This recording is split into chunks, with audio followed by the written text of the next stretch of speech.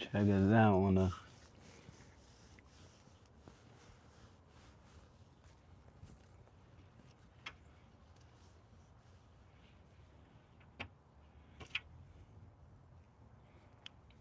yeah, I can see it, I can see it.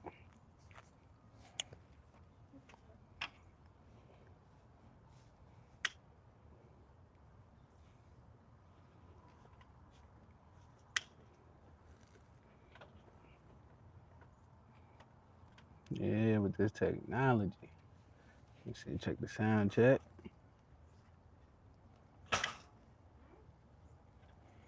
Check, check. Yeah, with this technology. Yeah, I can hear his chat. All right. Camera girl, we good. Mr. King, we good. We good. We good. Welcome back to another episode of Knicks Morning Koffee. I'm your boy Joe Cool with my partner, Mr. King. Yep. We are back. Listen, Shannon Sharp ain't no more ESPN. Gilbert Arenas in jail, so somebody got to Somebody do got to it. fill the void. Somebody got to do So it. we got to come out on a Sunday. You know what I mean? Like, it's nice out. Trying to keep enjoying this weather. I hope your summer's going good. So what's the whole deal on Shannon? Is he? I know ESPN let him go, but he still got Nightcat, right? Yeah, he still got nightcap. Oh, okay. I remember we had this conversation before. I think with media and everything is switching anyway. Mm-hmm. So if you're not putting up crazy numbers on TV, you're not somebody that everybody wants to see on TV, it's probably costing them more money, even though you probably worth more money. So Shannon Sharp is probably worth whatever that amount he was supposed to be getting, Mm-hmm. but because they probably can't afford it, well, that's the theory. You know what I mean? It's probably better to let him go or try to get him for less money. Yeah, I mean, especially if the sponsors pull out, then yeah, it's all about that. It's all about the sponsors. Well, Nightcap, I'm not sure. I don't think he lost his sponsors. And with athletes, when it comes to the money, I don't even really think like they probably get enough money anyway. Or they got I mean, enough they money. doing it for the money. They ain't just doing it for the exposure. You think so? Yeah, they also don't. I mean, they love the limelight, so they want to stay on top of that. But like, what did Fat Joe say with him and Jadakiss? We coming for the #1 spot. So it's the limelight too, but the limelight bring the money. So they ain't just that. Yeah, I just don't know what, because I know when Joe Budden dropped his numbers, that's a little different for him because he's been doing it so long and he is at the top or whatever that is. You know what I mean? It's not like everybody can probably just jump in it and get that kind of money. So sometimes it's like, is it really for the money or you really just want to talk? You know, is it like it's another income, but I can't see everybody, if he's the top of that, I can't see everybody making $10 million or whatever that number was a year. I mean, they may not be making it, but that's what they're striving for. Well, and it goes straight to them. So now, Yeah. if that's the difference, like that money just coming straight to you anyway, and I mean just the YouTube numbers. You know what I mean? So if the YouTube numbers is that crazy, I need y'all to hit the like and subscribe. And we got to be realistic too. With most of them, it's YouTube numbers, but a lot of them like Gil's Arena, a whole bunch of them, they not just sitting in front of a camera. You see, they got a whole production behind them. We got a $10 a show camera girl. they got a whole production behind the scenes making it work. So even though it's not ESPN or Sports Center, behind the scenes it's almost the same. Yeah. They just get to pick their own topics and talk about it their way, but the production part of it is almost the same. I mean, Joe Budden set the blueprint and they trying to follow, but I don't even think it's only the camera setup. I mean, Gil's Arena, that camera setup looked like ESPN when you're watching it from the outside, but hey, they're not here. And and before we jump into that too, and we ask everybody if you come in today, like, comment, and subscribe. But one thing I think we could, and we ain't never toot our horn because we too small on the totem pole, but we one of the originators of Knicks Morning Koffee of the couch. Everybody using the couch. Knicks. Everybody using the couch in their podcasts, and we was one of the originals of that. Just sitting on the couch. I mean, you're talking about podcasting, talking. I'm talking about Joe the couch. Budden No, I'm talking about before. Because he was on the couch. Nah, he wasn't on the couch like that. Nah, he was on the couch in the basement.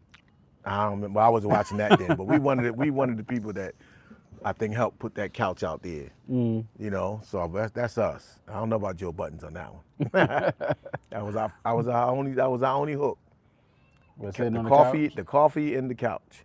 All right, but let's jump back into it.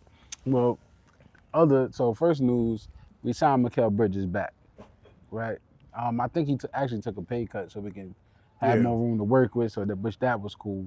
So he's in it for the long haul, and that tells me that I don't even think we letting him go. Now, see, that was my thing. What I asked you, yeah. Now, first the pay cut, we have to put that in perspective. He signed for, what was it, 3 years, 150 million, 4 year, 150 million. He took a $6 million pay cut when he signed this year. He could have opted out or not signed rather, and became eligible for 200 and something next summer. So I think some of them say, we'll never know, that was his way of paying the Knicks back for giving up the 5 draft picks. And he also wants to stay, you know, close to his homeboys too. So we got to give kudos to him on that. But I also was thinking, is this a future move, or is this a short-term, you know, trade chip?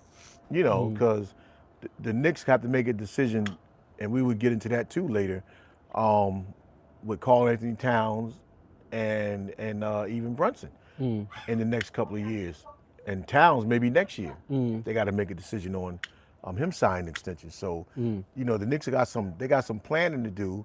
I like what Bridges did, because the old saying, if it ain't broke, don't fix it. Like, we know where we probably got to pinpoint where we need help at. But as far as, you know, not locking this guy down for a couple of years at least, that's a no-brainer. Right. That's a no-brainer. He did what he came here to do, to me. You know, of course, everybody wants more, but he wasn't a disappointment by no stretch of the imagination. Yeah, I feel like he did what he was supposed to do. Yeah. I think it was a no-brainer that we was gonna sign him. And then, I mean, hey, it helps us out. That's all we can ask for. Following Brunson's footsteps. At this point, it's not really about for the Knicks right now. It's not really about the money; it's about winning. You know what I mean? So, Yeah. but like I said, for Knicks, they just got to do the loyalty of not. What we got What we here? got going on here? We even got bottle You know what I service, mean? y'all. No, they don't. We even got bottle service. Knock her out. You know what I mean? This a family show. Don't knock nobody out. You just cost us 1 vote. But listen, if y'all tuning in, make sure y'all like, comment, and subscribe. But see, y'all done mess my train of thought up. Where we at? we was on Bridges. Oh, on Bridges. Yeah, nah. To close it up with Bridges, I mean, it's he did what he's supposed to do, and I don't think he's gonna get traded. I hope the Knicks don't trade him after him making the adjustment, unless that's the part of the agreement. Like, I'll just take a little bit if you're gonna trade me anyway. Nah, that's definitely a part of it. You know what I mean? So I doubt it. So. Nah, yeah, the biggest thing is to stay with his homeboys, and once you do that, then that's where the chips start to fall where they may. That extra $6 million that he saved them for this year, and because who's to say? The smart thing to me, I was thinking about also with Bridges, to go ahead and sign.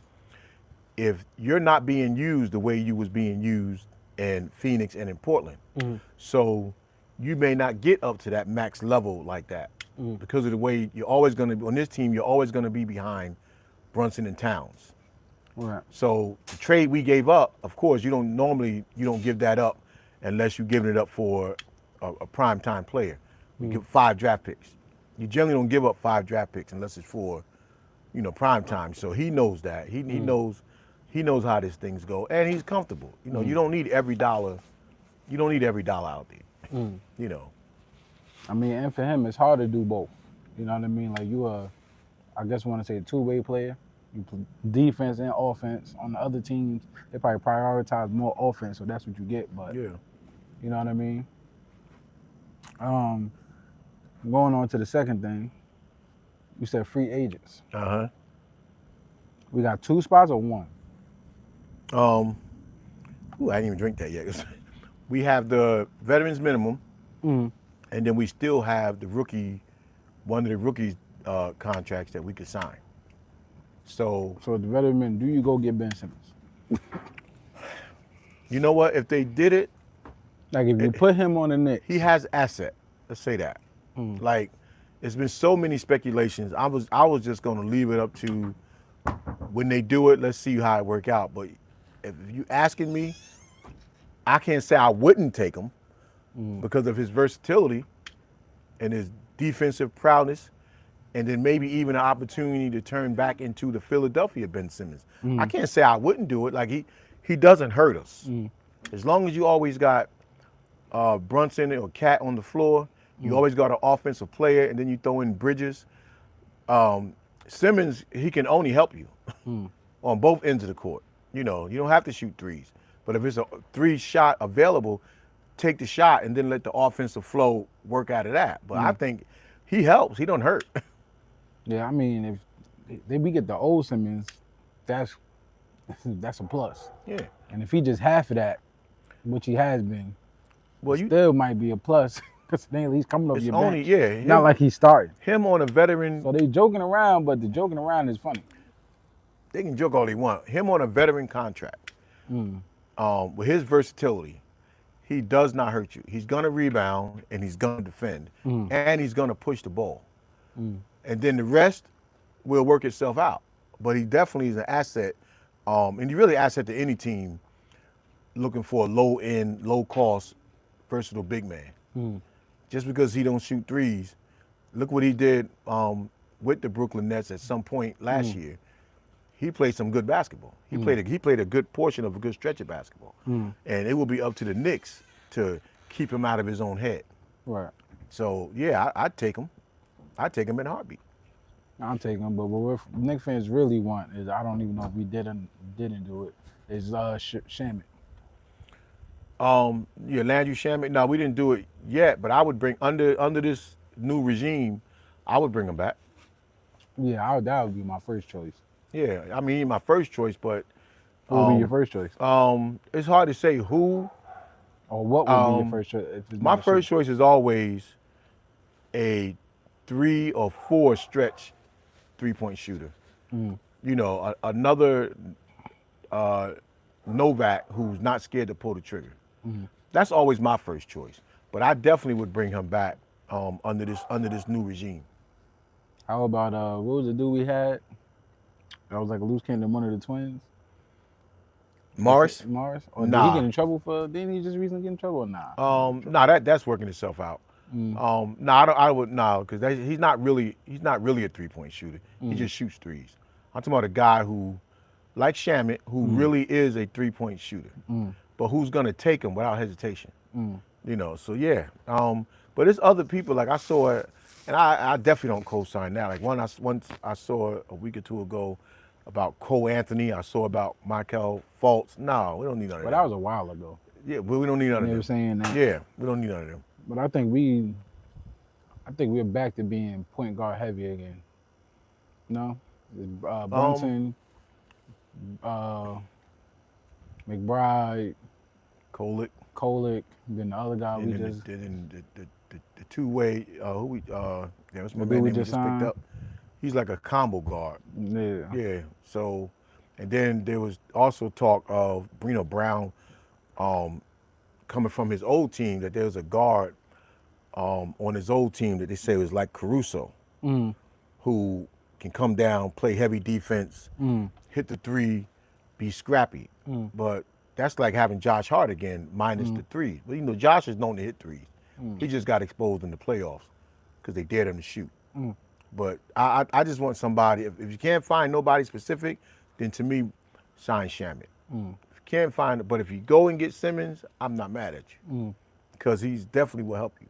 That's what I'm saying. If he's coming up the bench, I wouldn't take. I mean, he probably won't be nobody's first choice. But I would. Well, somebody I wanted early on, I don't know if he signed already, but that's also just clogging up our backcourt, was Malcolm Brogdon. I thought if we got Malcolm Brogdon, then you would probably have to do something with somebody like a Deuce. You know, because when you pairing them in the backcourt, now you got a defensive offensive backcourt that's really steady. Deuce played great the whole year, but we don't know how steady Deuce really is. You know, but he'll have an opportunity to lose that spot. So whoever you bring in the backcourt, somebody's gonna fight. Clarkson is gonna play. Mm. and he'll gonna play heavy minutes. Mm. So somebody's gonna fight for that other backcourt spot off the bench. Mm.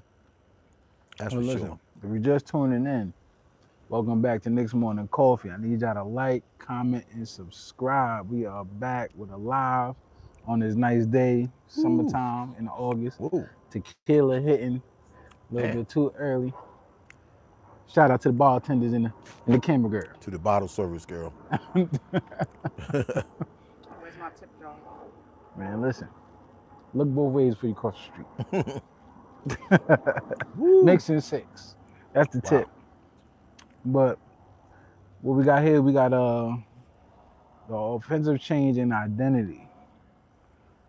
You said from slow to fast, pass relying on the bench.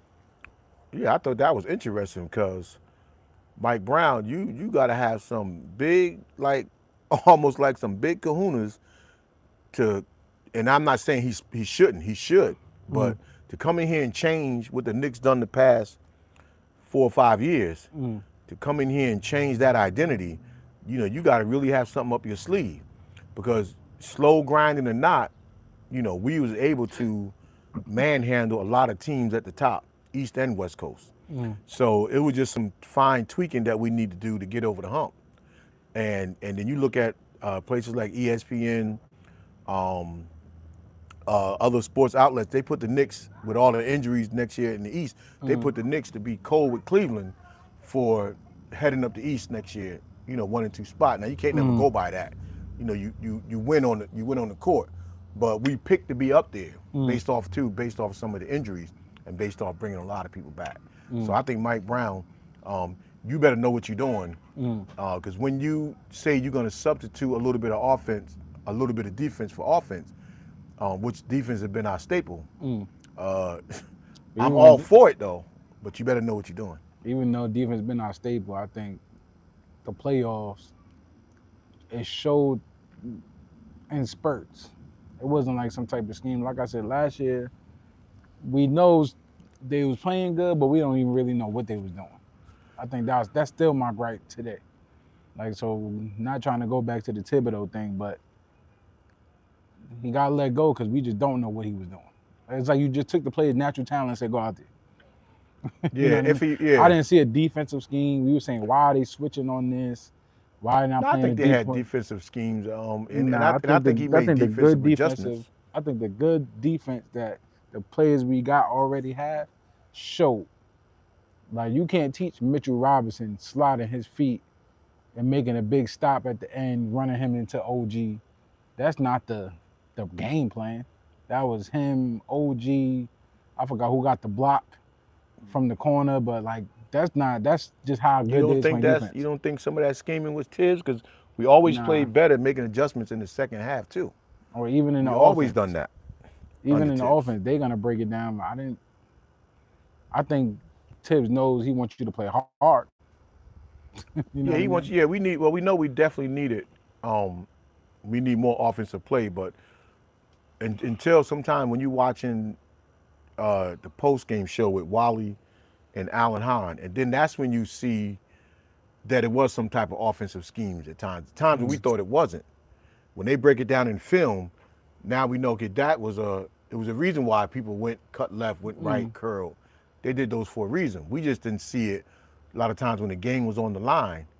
We just saw Brunson look like just going one-on-one. We didn't see a whole lot of ball movement. Even with that, when they say they go back and watch tape, they got enough time to go look at that tape or maybe clip a part that they want to talk about and show that one thing. My only thing was ever, do they even understand what they just did? You know what I mean? Well, like, did it just so, it's like a player going baseline and a player putting his foot over the line so they can't just go around it. Sometimes maybe it just worked out that way and they didn't even realize they did that. Yeah, but that also. Or maybe they keep their hands up. They just so happen to play good defense that one time. I don't know. Yeah, I don't know about that because you look at Or a lot of switching. Yeah, but you look at a lot of coaches, and not so much. We don't know if Tibbs did that, but a lot of coaches, you'll see them pull the offensive, defensive play packages, out from their back or their side, and they'll look at a situation and they'll say, okay, this is the package, baby, we got to go with. We'll go with one of these three things, and you give the players the option. And now it's up to the players sometimes to execute in real time. Because no matter how you might diagram it, the defense might do something totally different where you got to read and react. Now, how much is your IQ to read and react? I don't think it was all bad and all on Tibbs.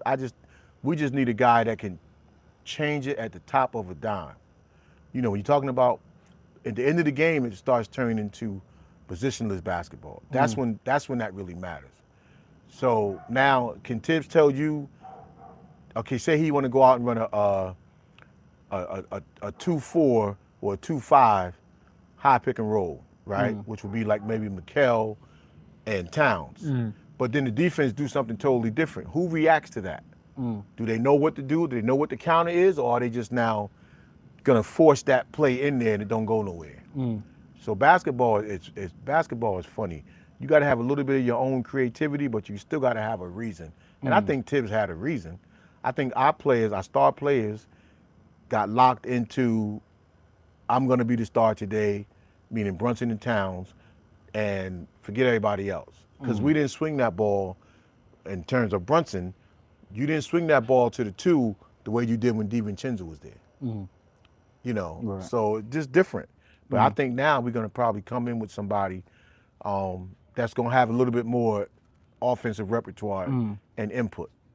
You know, and I know we're going to talk about that again too later. But yeah, I mean, you know, I just can't put it all on. Now, he said he want to go. He want to go from slow to fast play. So you mean? Yeah, like he wants to run. He wants to run. He wants to install an up-tempo running game. Now that's the funny part. When they got him, when he said that, historically he's known.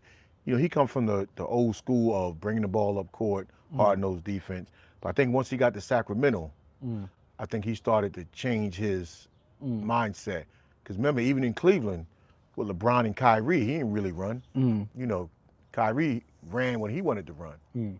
But they pretty much played a slow-paced game, which could have been by design. Then he go out to the Lakers, they didn't really run with the Lakers. When he got to Sacramento, and that's what you have. He adjusted to what he had, and I think he just fell in love with the run game. And you want to stay current to what the new NBA is doing. Everybody's running. Yeah, I just don't want him to get like Thibodeau. Don't get caught up into what you want to do. Just do what's best for what it looked like we doing best. Like I still like Brown, I didn't like they were saying Brunson and Towns got a good 2-man game. Again, sometimes it looked like they just did that off the you know, the big man just comes, set a screen. Brunson don't never take the screen. Towns didn't really have to roll every time. He could have popped, he could shoot. Like things like that. Like if it's meant for us to run, we run. Sometimes I don't look like Towns can just sit there and keep up running all day. Yeah, but if you think about it, the past couple of years, especially early last year, and the year before, we ran. When we ran, we looked unstoppable. So we are capable. Well, that's us pushing the ball and not throwing it away. Now pushing right it. Now we got to have it up. We just throwing the ball away. Well, yeah, right, but that's when nobody don't know anymore. But when we was running, and that ball was touching 3 people, you know, before it hit the ground, and it's a layup or a 3-point shot, we looked very good doing that.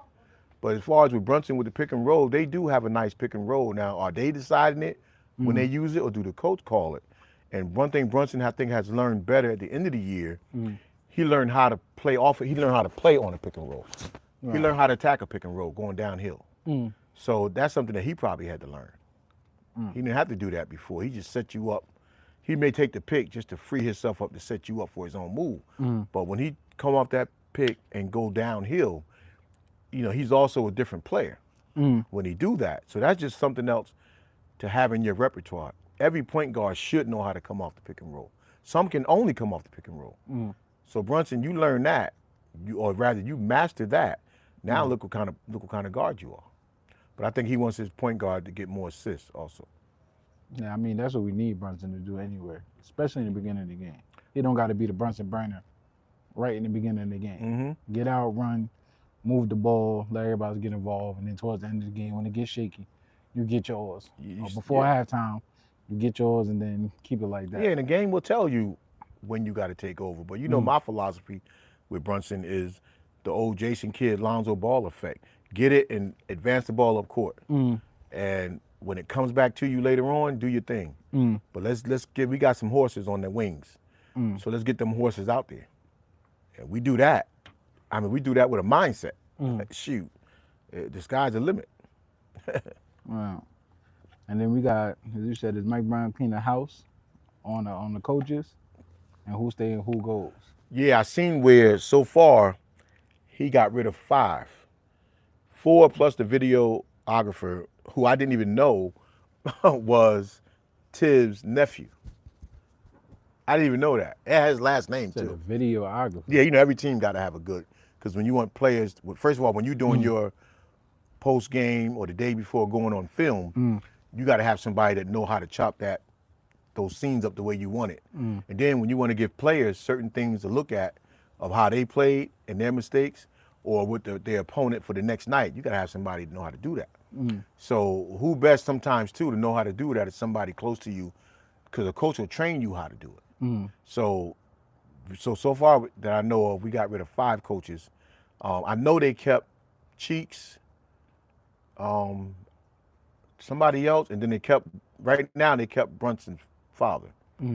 But Rick is not going to be the associate, and he shouldn't be anyway. Yeah, no. And part of that is they need somebody who, like a veteran, who, even if he wasn't a veteran head coach, he's a veteran coach that know the NBA and how things change, offensive, defensive, drop of a dime. And then 2, and they said it, they worry about superstars wanting to come there, and when it's the other star's father, there's some type of favoritism. And to a small degree, yeah, it might be. I think Brunson handles it well to have his dad there. But again, the perception is that it don't look right. And until you win, So I don't think Brunson should have been number 2 last year anyway. Because you don't have the experience to be the number 2. I mean, last year it was that whole thing. It's a family affair kind of thing. So Yeah, but you don't make maybe it number 2. but maybe you got to break that up now. I mean, if it worked, it worked, and it partially worked. But now, from what we know, it's messing up the locker room now. Because you're coming down on me, you got to come down on your son. He the one that bring the ball up. He the one that you're trying to be the burner in the first 2 minutes of the game. He the one, come at him. I'm doing what I'm supposed to do. Yeah, I think he did that though. But that's what, I mean, we don't know it. We know Brunson's going to come down on little Brunson, but how hard did he come down on everybody else? Yeah. You know what I mean? Yeah. And do he even have a control over it? Well, I know his big thing in the meeting was, on the roommate show was, he don't like all that flamboyant pointing at the camera and all that. But you also in New York. No, that's you in the NBA. That's in the NBA. yeah. You're in New York, and you can't change that. And if you want, forget everything else. If you want more money, I said that's what Brunson's gonna have to do anyway. Yeah. So you probably can't control it. You hate it. No, you got to do that. You're stuck in your ways. This not college. I always said that the college, high school kind of coaching would work. In Brunson case, no. the NBA is entertainment, and you got to be able to play and entertain. And history, the best players that ever played this game knew that. You know, Magic Johnson and Isaiah Thomas and Michael Jordan, them, they knew you had to play hard, but you also had to entertain the crowd. Because without it, they're not going to sit in the seat. They're not going to sit there. And now that I think about it, would you put Patrick Ewing on the bench? Nah, not right, not yet. Not right. I mean, I would have before, but not right now, because unless you're really going to use Towns and really use your low post players the way, because you look at Sabonis, I forgot where he went. Did he leave Sacramento? You look at guys like that, they still play low post offense. They just can hit the 3. So unless you're going to have your low post guys play like that, inside out, well, at times, then you don't need. Also with Sabonis though, he's a focus. Sabonis, Jokic. Yeah. That's another problem we got on the Knicks. Like the big man focus ain't there. Mitch, I'm probably biased at this point, but he should be getting a way better role than what he does. Well, we'll see. The fact that he go missing, and it's not really him, but the players are not even designed for him to keep getting alley-oops. I think it was like 1 year where he was getting alley-oops crazy. Or like he'll get him in the beginning of the year and then maybe the defense is cutting it off or not. But if we got him in Towns, why Towns can't set an off-ball screen to Mitch? Yeah. And then it confuse the defense because Towns is going to stay out there and then Mitch is going to roll to the basket. Yeah, they did that. They did that in the playoffs one time with the big. and why you don't go back to it? There's Right. no answer for a big to big, and then got to be a pick and roll. There's no answer for it. Towns get the ball at the high top, Mitch cut. Mitch get the ball at the high top, Towns cut. There's no answer. Teams don't got two. Maybe 3 or 4 other teams. Most teams don't have two. And even if you got to give it to Mitch in the post, teach him in practice how to work out of the post. If the move gets stuck, people move into the line of sight. I mean, but I think the way Brown is talking, he wants coaches that can help them do that. Not help Mitch do that, but help the team be able to rely more on their ability. And I also believe that when they say, going back to with Bridges, with the way coaches talk, the way Brown talks, he knows what Bridges' capability of or is. So Bridges is going to be, it's not going to be now flip-flop. Is it Bridges or is it OG? It's going to be Bridges.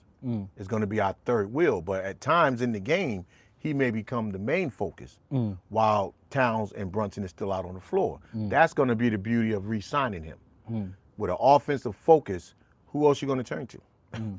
Bridges possesses every skill that a 2 or he really a 3 needs. Right. So that ball should be able to fly around, and guys should be able to be creative on the offensive end, when it comes. Not just wait for Brunson to set up or Towns. Well, you also say Mike Brown's gonna rely on his bench. Yeah, that's So those bench players are gonna probably have more of a higher role. Now, who is gonna get these higher roles? We don't know. yes, we do.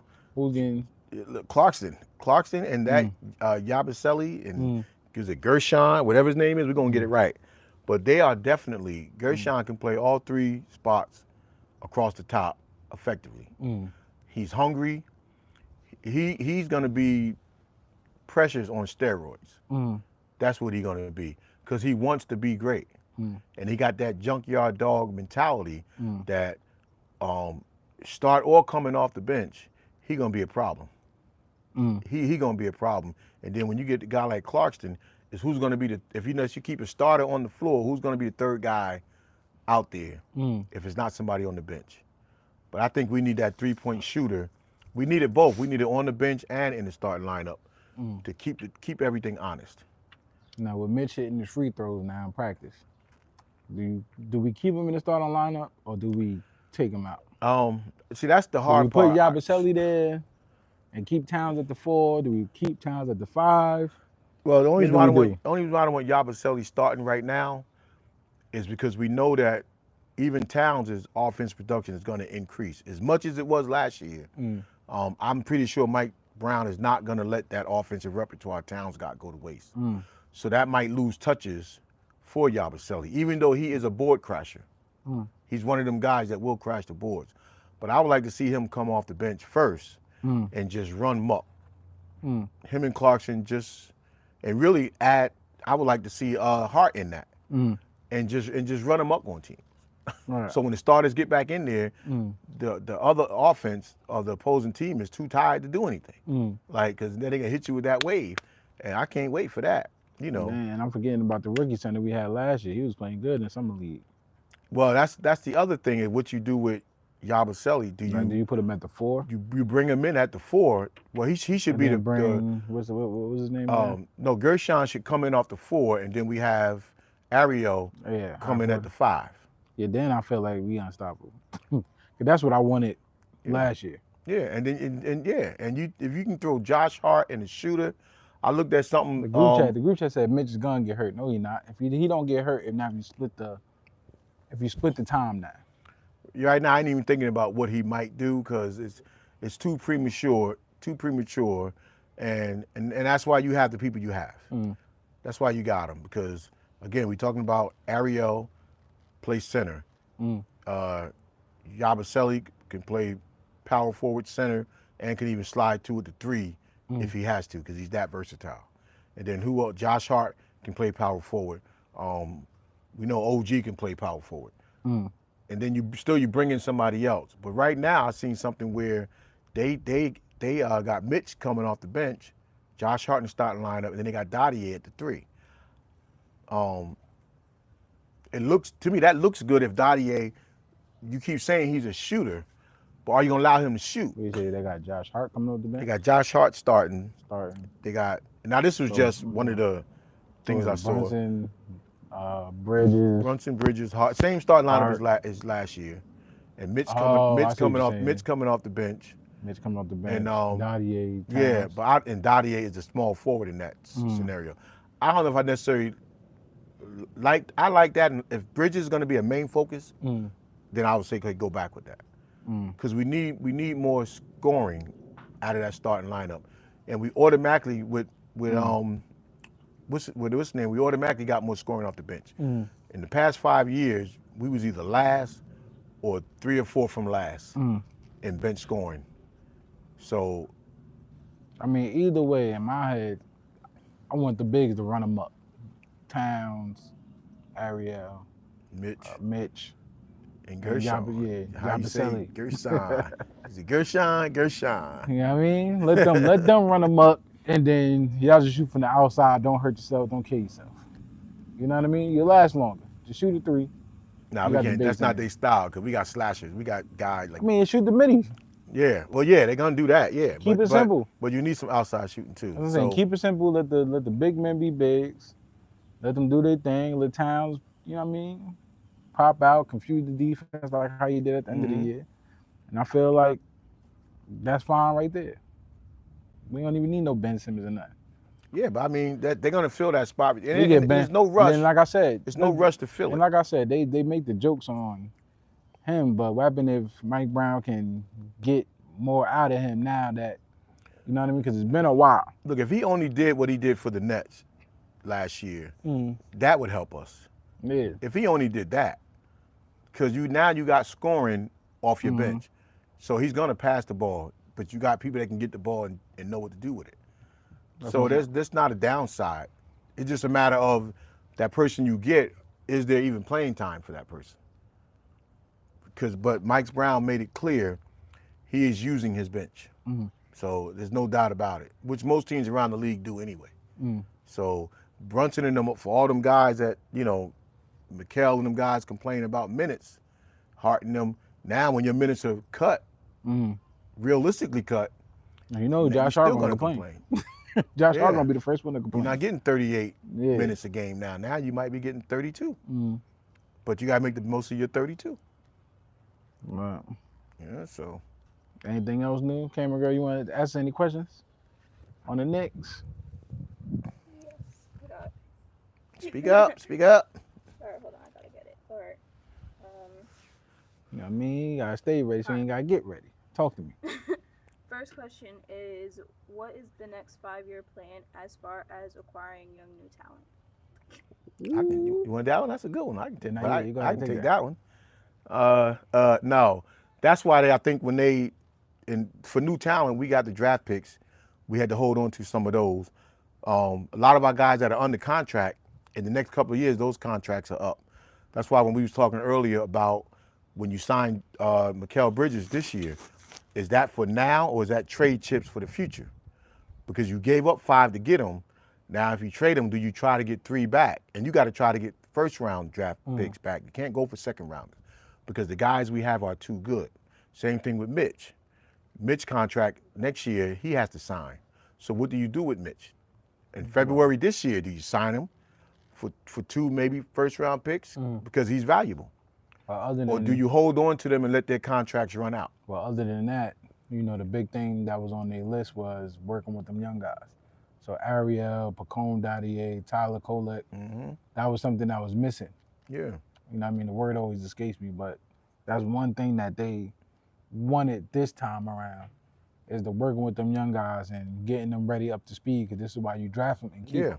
You want to see them play. Yeah. So for the next 5 years, those guys should be, so if Mitch was on his way out, Ariel should be ready to take that spot. Dadier, if Mitch goes, if Mikal goes, Dadier should be ready to step in. Right. 2-way players. Tyler Kolek should be ready. If somebody go down and get hurt, he should be ready to get into that next spot. So next 5 years, that's what should be happening.